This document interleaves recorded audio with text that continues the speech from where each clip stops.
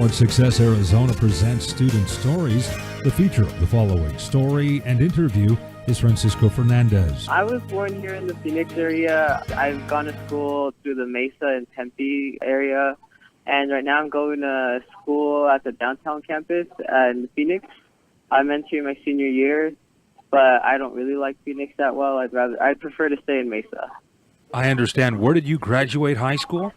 I graduated in McClintock High School. It's located in Tempe in 2013. And again, you were born in Mesa? Yeah. And your current age? I'm currently 21. And you mentioned that you're attending ASU? Yes, the downtown campus. I'm majoring in criminal justice. When do you expect to graduate? I'll graduate by next year. I'm not sure if I'll graduate in the winter or spring, but I will be graduating by next year. So you're entering your senior year? Yes. And tell me your age one more time. I'm 21. With a criminal justice degree, what are your career plans? Well, with my criminal justice degree, I want to go into law school right away. The reason I want to do that is because I really don't have any, big obligations. I'm still living at home, which is pretty cool. I don't have, any kids or anything holding me back. And I feel like if I wait, something might come up, and then I'll probably won't go to law school. So I plan on going to law school. Hopefully, I'm studying for my LSAT right now. I'm going to take my LSAT in September, and then I want to be a prosecutor, and then I want to hopefully work for the government for a couple of years, but not too long, and then I want to do my own thing. And then after that, once I get a platform, I just want to build a whole bunch of nonprofits and just give back to the community. And like how this program gives me scholarship money, I want to do the same to other students as well. But I'm mostly just community oriented. I'm not really in it for the money. I honestly just want to help society out. Gotcha. So your LSAT, that's the entry exam for law school. Is that correct? Yeah, that's what I'm studying for right now. It's kind of difficult. I'm working at the ASU downtown campus as a student worker for the criminal justice advisors. And then I'm also doing my internship at the Superior Court for the summer. So I switch off one day at the Superior Court, one day at ASU. Then I work 8 to 5. So I just force myself to go to a coffee shop from 6 to 10 to study almost every day. So that's where I'm at right now. And it's really stressful, but I really want to get into law school, so it'll be worth it in the long run. If you pass the LSAT, when would you potentially start law school? What year? Fall 2017. And then you would graduate in what, 19 or 20? I'm 20, yeah, hopefully. Excellent. And why do you want to be an attorney, specifically a prosecutor? Is that a lifelong thing or something you picked up in your teen years? Well, I picked that up in my teen years, but honestly, I don't know. I've always said I wanted to be a criminal lawyer, but after interning at the Superior Court, I see all types of things. Sometimes I see people that are charged that they're really not guilty, so it kind of makes me want to change the spectrum and be a defender. So I'm really not sure. I'm still kind of deciding what I want to do, but I know I want to be a lawyer, definitely. But I want to be a lawyer. I don't want to be a lawyer forever, though. I just want to build a certain platform, but I definitely want to go to law school to have my JD.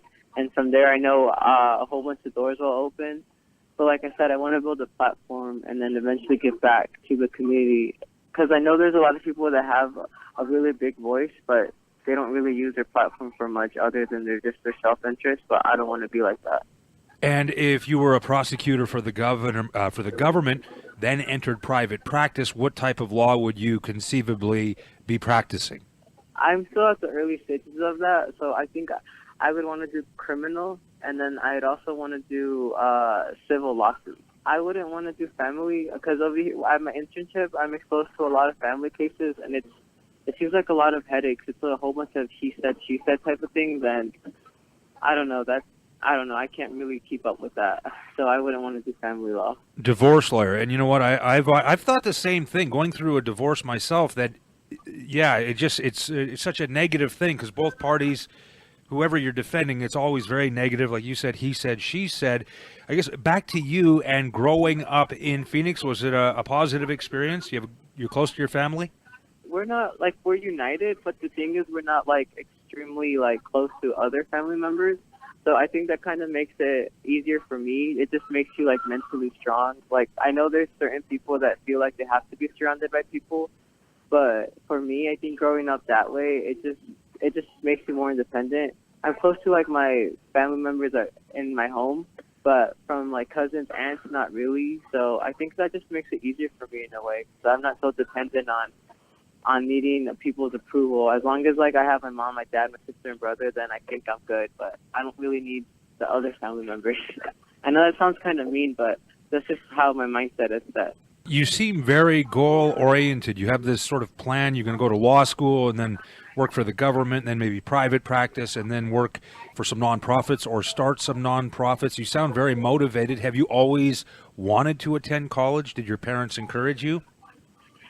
The funny thing is, when my dad's always said that we were going to go to college, and my sister, I have an older sister, she's in this program as well. Everything she did school-wise, I was expected to. At first, I was so annoyed by it. I didn't want to go to college just because my dad said I had to go to college. My sister did the ACE program. It was a program when you take college classes while you're in high school on Saturdays. I didn't want to do it. We actually had a really big argument about me not wanting to do it. I just wanted to enjoy my summer and work. But my dad pushed me to do it, and then eventually I just kind of like, I realized that I just didn't want to have a normal job. I don't want to be like a regular person. I want to stand out, but I want to work my way up to stand out. So now that I'm in college, I'm really grateful that I got pushed to come here, or else I don't know what I would be doing. And what do you say to the middle and high school students who may now be considering their own course to college? What advice can you give them? Take as much help as you can. If they're eligible for ACE, I would highly recommend it. ACE is what helped me. It's what informed me about the Arizona College Foundation. Any college classes you can take, I would highly recommend. I came in with 1 year full of credits, so that gave me a lot of time to see what I like and what I don't like. So I would definitely recommend. I know school isn't for everybody, but for those that school is for you, you definitely have to push yourself, because if you don't, you're going to end up as a regular person, and I don't think anybody wants to be remembered as a regular person. So I know I don't want to. What have been the biggest challenges in your life at this point? Well, at this point, there's actually a lot of obstacles, but I'm really optimistic, so I really don't show my downfalls. One big one is that my mom, she's always been sick. She's actually scheduled to get surgery soon, and it's just difficult with like the health insurances, because my family doesn't come from a strong income, which, I mean, I'm not mad about that, because my parents didn't grow up with an education. They came from Mexico. They didn't finish high school, so it motivates me to finish my career goals. So it's always a whole bunch of, in the back of my head, I'm always thinking about my mom's diseases, not diseases, but her health issues. She's scheduled for a hand surgery, and then on top of that, she's scheduled for another surgery in her back. So it's just really stressful, but I'm optimistic. I think about it, but when I think about it, I don't necessarily get sad. It just kind of motivates me to keep going. And on top of that, it's always like the financial standing. Like right now at my internship, it pays once a month, which is really good, considering a lot of internships don't pay that well. And then I'm working at the office, and I had to lower myself in hours to complete my internship hours here. So I'm just struggling with that. And on top of that, I had to pay my LSAT courses, which are really expensive. So I don't know. I'm just kind of going paycheck by paycheck right now. But I read a lot of stories about people who made it and they had to sacrifice. So that just, I don't know. I just have I'm just really optimistic that it'll pay off in the long run. The College Success Arizona Scholarship, which you have, provides up to $6,000 per year for educational expenses. Has that support helped you to limit student debt? Yes, definitely. I'm hopefully, next year's my last year. If everything goes as well, I'm not gonna graduate with any debt. So I'm really, really thankful for that, and that's thanks to this program. If it weren't for that scholarship, I would probably be taking out loans. But that program, the College Success, I highly recommend to everybody. It's honestly a huge blessing. And Barbara Scrivener is your success advisor or mentor through College Success Arizona. Talk about your experience and the support, how she has helped you. Oh, she's a really, really big help. Every time I meet up with her, she just reinforces my goals. We talk outside of our mentorship. Every now and then I'll text her and just let her know what's going on. And if I feel like I'm stressed out, I'll let her know, and she'll kind of just kind of bring me back down to earth and tell me that it's going to be okay, or she'll tell me, you're going through this, but it's the sacrifice in the long run. So she's extremely helpful. It's like, since my parents don't understand what it's like to be going to college, Barbara definitely understands. So she's there for support, and it's one of the greatest things that you could have as a college student. And has college helped mature you versus maybe the person you were in high school or middle school? Yeah, it has. It's matured me a lot. When I was in high school, I worked at Taco Bell and Quick Trip. I was like one of those really rude employees that would clock in whenever, and I thought it was cool to talk back to people. And then once I entered ASU and I got my job as a student worker in the office, I got a reality check right away. So it's definitely helped me out. And yeah, I've learned that you have to carry yourself a certain way, at least in the academic world, because you never know who's looking, especially in the law field. It's such a small world. So I've definitely matured in that way. Excellent. And just to confirm, you want to attend law school at ASU, correct? Yeah, Sandra Day O'Connor. I've thought about going out of state, but I don't know. I've always grew up in Arizona, so I feel like I should give back to Arizona. So Arizona is where I want to stay and practice. And you mentioned nonprofits earlier. Do you have anything specific in mind? I just have a whole bunch of ideas, honestly. I want to help out. I want to create scholarship funds for students that were in the same boat as I am, and then I also want to help build schools. I want to help give meals to the people that don't necessarily have meals, but on top of that, I want to build a group system where you just mentor children or adults even. I don't know. There's so much I want to do. Have you thought about running for office? Because that might give you a broader platform to impact policy in those areas. I've actually thought about it. I want to get into politics.